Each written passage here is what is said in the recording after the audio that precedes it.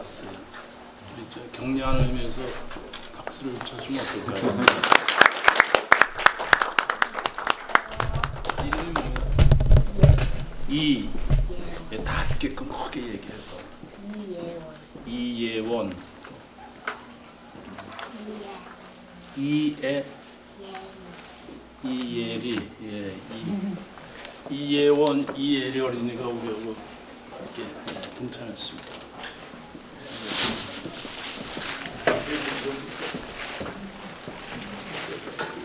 제2강의는 제가 개인 사정이 있어서 참석을 못했습니다.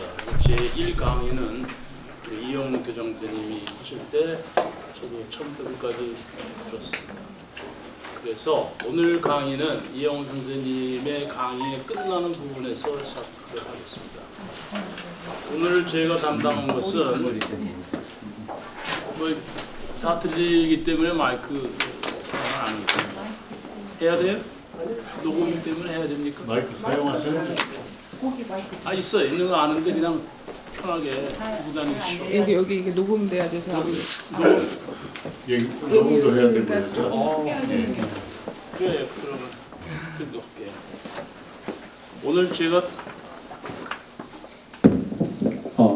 오늘 제가 담당할 강의 제목은 이승만의 정치 경제 사상입니다. 우리나라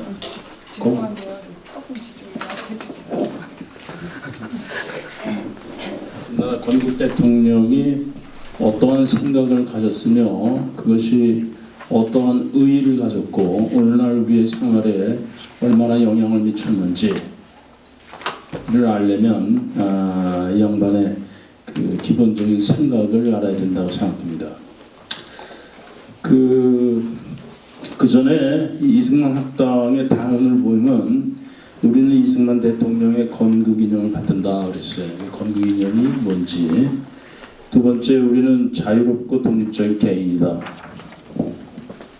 자유롭고 독립적인 개인이다 했었어요.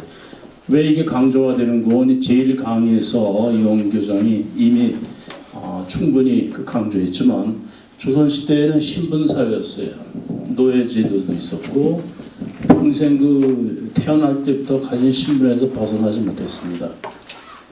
그런데 시대가 갑자기 바뀌어서 우리 땅이 흔들리는 걸 지진이라고 그러죠. earthquake 영어로. 시간이 갑자기 바뀌는 말을 timequake라는 말을 쓴 사람이 있어요. 이미 우리말로 하면 시진이라고 할까요? 급격하게 시대가 변하는 그런 시대에서 신분사회에서 이제 여기 있는 대로 자유롭고 독립적인 개인의 시대로 이제 넘어올 때 아주 중요한 역할을 한 분이 바로 이승만 건국 대통령입니다. 그래서 오늘 강의의 이제 첫 번째 강조점이 되겠죠. 그 다음에 우리는 근면과 협동의 신뢰 사회를 추구한다. 이건 조금 이따 제가 말씀드릴게요. 그 다음에 자유와 정의가 지배하는 나라를 건설한다. 이것도 이제 차츰차츰 등장할 겁니다. 그리고 호혜와 개방의 국제사회를 지향한다. 통상, 대표적인 통상입니다.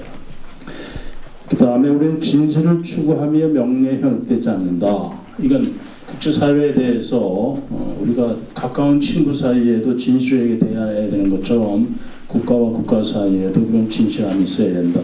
이것도 이승만 박사의 사상에 들어가 있습니다. 먼저 교재에 들어가기 전에 이걸 잠깐 설명하고 들어가겠습니다. 지금 방금 말씀드린 대로 여기 타임퀘이크예요. 일본은 땅이 흔들리는 나라죠. 지진이 빈번합니다. 우리는 요즘에 경주에서 좀 지진이 일어난다 하지만 그것도 1000년 만에 경주에서 일어난 사건이라 합니다. 그래서 이 땅은 비교적 안전한 땅이에요. 그런데 우리는 역사적으로 사회가 시대가 급격히 변동이 되는 시즌을 겪어왔고 특히 이 박사가 태어날 때 우리는 아주 급격한 그 시즌을 겪은 나라라고 이렇게 생각합니다. 그래서 억압사회에서 자유로운 사회. 이건 모르겠어요. 뭐가 대표적이면 그 후에는 교회 국민들한테 모든 사람들한테 교육시키고 그다음에 국가라는 개념이 들어왔고 그건 헌법을 정점으로 하는 법치국가 개념이 들어온 것도 다 시진 이후입니다. 그리고 시진을 일으킨 거는 외부적으로는 외국이지만 내부적으로는 그걸 빨리 깨닫고 다른 나라와 같은 나라를 만들려고 청년 때부터 애쓰고 결국은 그런 나라를 만든 분이 이 내용을 가지고 한 분이 이승만 건국 대통령입니다. 조선시대는 제1강에서 우리 이영훈 교장이 충분히 설명했지만 공익을 강조하는데 사익, 자유롭고 독립적인 개인이 되려면 개인적인 그 사익을 추구해야 합니다. 이 현대 경제학의 근본인데 서양에서도 개인이라는 말을 쓰게 된 게 16세기라고 알려져 있어요. 그 이전에는 이제 개인이 없고 다 영주 밑에서의 그 농노나 이렇게 억압받는 사람들이었는데 서양에서는 어떻게 이렇게 일찍이 깨달았느냐? 그 시간 관계상 이제 생략하기로 하지만 그때 자유주의 우리 어린이 이렇게 걸어갈 때 우리 몸 중에서 어느 부분이 제일 앞에 서서 가나? 코가 제일 앞에 서서 가요. 그렇죠? 물론 발이 가지만 거의 서 있으면 코가 제일 앞에 갑니다. 이 창자가 동양에서 자유를 제일 먼저 수입한 사람이 자유라는 말을 쓴 사람은 중국의 엄복이라고 알려져 있어요. 그래서 1850년대 영국에 유학 갔다가 이 자유는 이 리버티란 말을 번역을 할 수가 없어서 고민하다가 만들어낸 말이 자유인데 이렇게 쓰면은 눈목자 아니에요. 그렇죠. 한문의 대가이신 우리 이용원 교장 선생님이 더 깊은 뜻을 말씀해 주시겠지만 이게 자자가 코를 뜻한다면서 입이 이누과 할 때 이렇게 쓰나요? 그렇죠. 입이 이누과 할 때 이거 쓰잖아요. 이게 코를 뜻하는 거랍니다. 유자는 그 원래 의미가 길을 뜻한대요. 그래서 길, 도리 할 때 그런 뜻으로 길을 걸어갈 때 코가 제일 먼저 가는데 모르는 길을 찾아서 가야 되니까 앞을 모르는 거예요. 그때는 자기 책임하에 모르는 세계를 향해서 가는 게 자유입니다. 그러니까 누가 한 사람이 정말 군대는 그 소대장이 나를 따르라 군대는 제외하고는 군대 사회는 조직 사회가 명령 사회니까 그건 제외하고 나머지는 개인이 자기의 선택에 의해서 모르는 길을 걸어간다. 그래서 자유의 깊은 뜻은 인간의 그 ignorance, 그러니까 부족함, 모지람. 그렇기 때문에 옛날에는 왕이 백성을 이끌어갔고 독재국가에서는 지금도 독재자 한 사람의 말에 좌우돼서 가는 거죠. 그렇지 않은 우리 나라들은 많은 사람들의 의견을 모으는 대의제라는 게 있습니다. 그러니까 한 사람이 알 수가 없기 때문에 앞길이 어떻게 될지 그래서 대의를 모아서 중지를 모아서 가는 제도 그게 자유공화제도예요. 그래서 자유주의는 세 가지로 구성되어 있다고 보통 그러는데 자유공화제도에서는 여러분들 우리 체구도 자그마하고 능력도 좀 다른 사람에 비해서 떨어지고 그래도 살죠.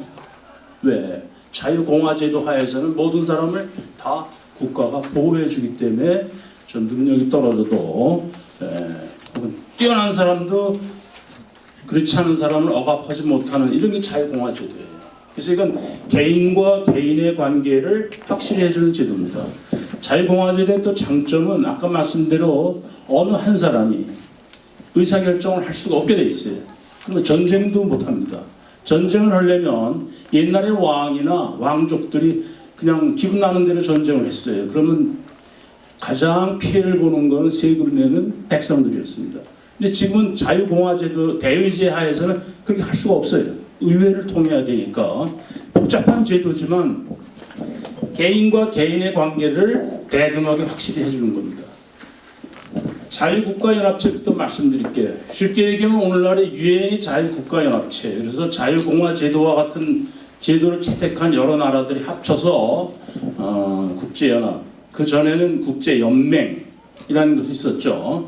그래서 이런 제도 하에서는 어느 나라가 다른 나라를 침범하면 다른 여러 나라들이 그걸 못하게 해줍니다. 기본적으로는. 그러면은 자유공화 제도에서는 국가가 개인과 개인의 관계를 확실하게 해주는 것처럼 자유공화 제도, 자유국가연합체 하에서는 국가와 국가, 약체의 국가도 살아갈 수 있도록 이게 자유국가연합체. 그것이 실제로 구현된 것이 유엔 국제연합입니다. 이 사상은 멀리 16세기부터 내려오다가 1795년에 대철학자 칸트가 영구 평화론이라는 책을 썼어요. 하도 전쟁이 심하니까 어떻게 전쟁을 막을 수가 있을까 해서 내놓은 것이 세 가지 대치도입니다. 그 책을 아주 얇은 책인데 아주 잘 쓴 책이에요. 그래서 칸트의 이상을 그 책을 읽고 그걸 꾸준히 따라간 나라가 미국이에요.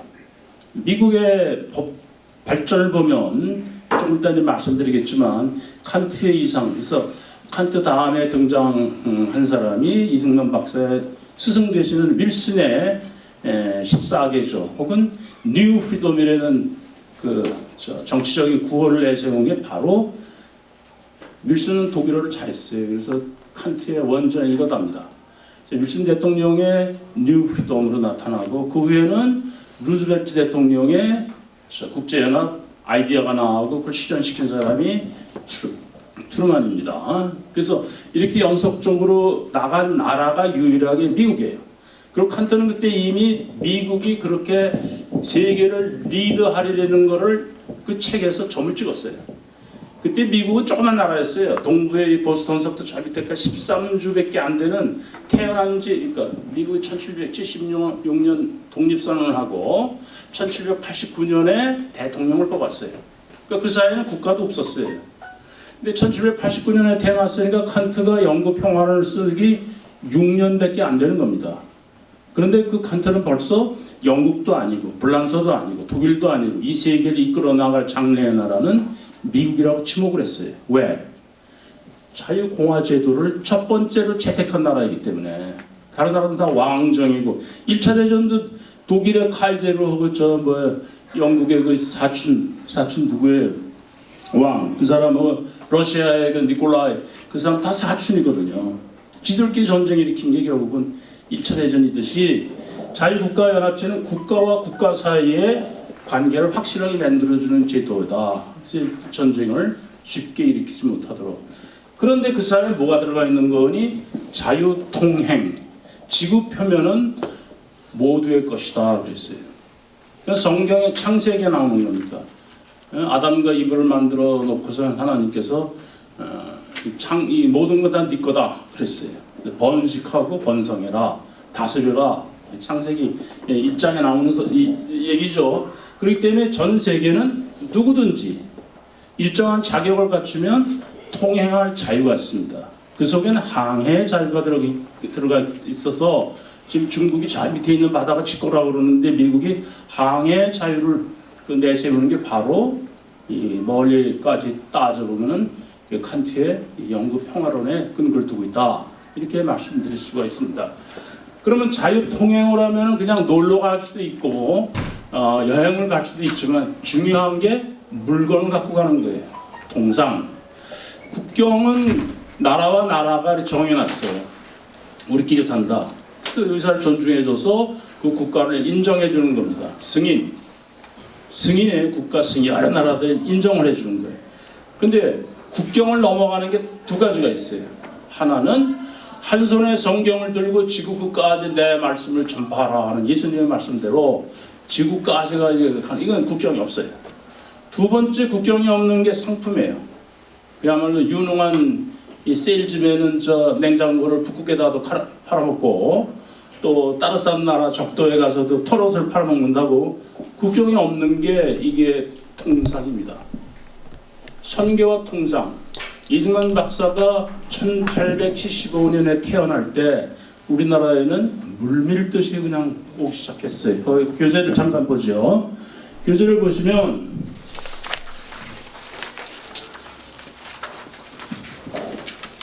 제일 먼저 우리나라의 기록이 서양에 알려진 게 다 아시는 하멜 표류기 1627년이에요. 그다음에 영국인들이 이제 동해에 와서 탐사를 한 것이 1797년, 1816년, 1845년 그러다가 1866년에 병인 양윤을 맞죠. 그다음에 오페르트 만행이 68년 신미양요 강화도에서 한바탕 미국하고 붙었었죠. 1871년 그러다가 조일 수호 통상조기 1870년 운양호 사건을 빌미로 일본이 대포받고 와서 강제로 문을 열게 한 게 1876년입니다. 이때 이제 우리 선조들이 조상들이 깜짝 놀랐어요. 이 무력 가지고 도저히 당해낼 수가 없기 때문에 서둘러서 우리가 선택한 첫 번째 나라가 미국이에요. 1882년에 조미 수호 통상조규. 여기 이게 사실 긴데 줄인 겁니다. 여기에 조미 수호 통상 항해에 관한 조규, 항해도 들어가 있어요. 그래도 이걸 이어받아서 영국하고 러시아하고 독일하고 프랑스하고 뭐 줄줄이 그냥 조약을 맺은 통상 조약의 시대가 바로 이때예요. 깨달은 거예요. 그래서 재미난 것이 조일 수호 통상 조규는 대포 갖고 와서 강제로 문 열게 한 건데 비해서 조미 수호 통상 조규는 그 서문에 이렇게 돼 있어요.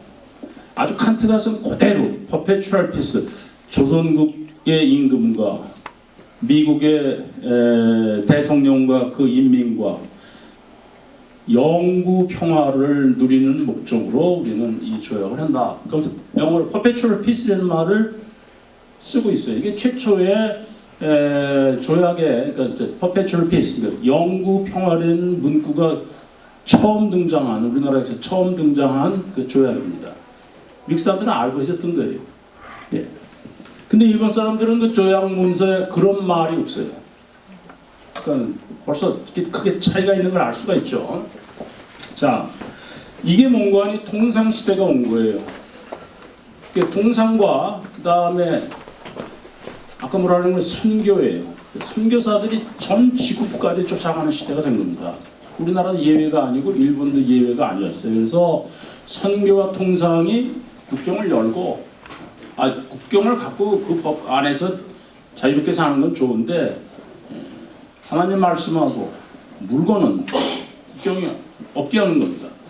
그 결과가 결국은 칸트가 이런 세 가지 얘기를 한 이후로 더 200년이 지나서 200년 더 됐죠. 더 지나서 드디어 FTA 같은 게 탄생하고 러시아가 무너지면서 러시아도 이 자본주의가 들어가면서 이제 전 세계를 상대로 FTA 그다음에 세계 무역기구 이게 칸트의 이상서부터 200년 이상 끌고 온 거예요.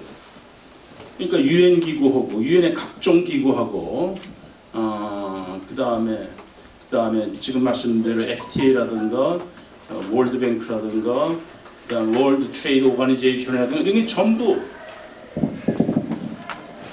이것과 이것을 합친 겁니다. 그래서 통상 시대가 됐어요. 왜 통상이 중요하냐? 우리나라는 쉽게 얘기하면 우리나라 기름이 안 나요. 바깥에 자동차 질병잖아요. 우리나라가 문 닫고 있으면 우리는 자동차를 굴릴 수가 없습니다. 그러면 기름이 필요한데 우리나라에서 기름이 나지가 않으니까 어떻게 해야 돼요? 두 가지 방법이 있어요. 역사적으로는.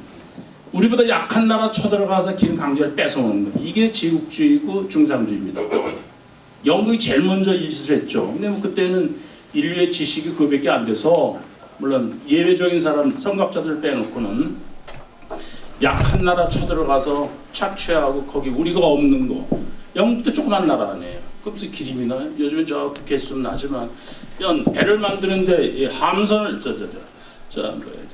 전함을 만드는데 필요한 아람들이 큰 나무 안 나요. 영국에서 철강 안 나요. 그냥 석탄만 많이 나다지. 근데 이 나라는 남의 거를 뺏으려면은 그런 배도 만들어야 되고 대포도 만들어야 되는데 자기 나라에서 안 나니까 바깥에 가서 자기보다 힘 약한 나라 가서 쳐들어가서 뺏어오는 겁니다. 개인도 마찬가지예요. 내가 갖고 싶은데 나한테 없는 건 어떻게 해야 돼? 첫 번째 방법은 때려눕혀서 강제로 강도짓 해오는 게 이게 첫 번째 방법이에요. 두 번째 방법은 나한테는 없고 그러나 내가 갖고 싶은 건 저 사람이 갖고 있어요. 근데 가만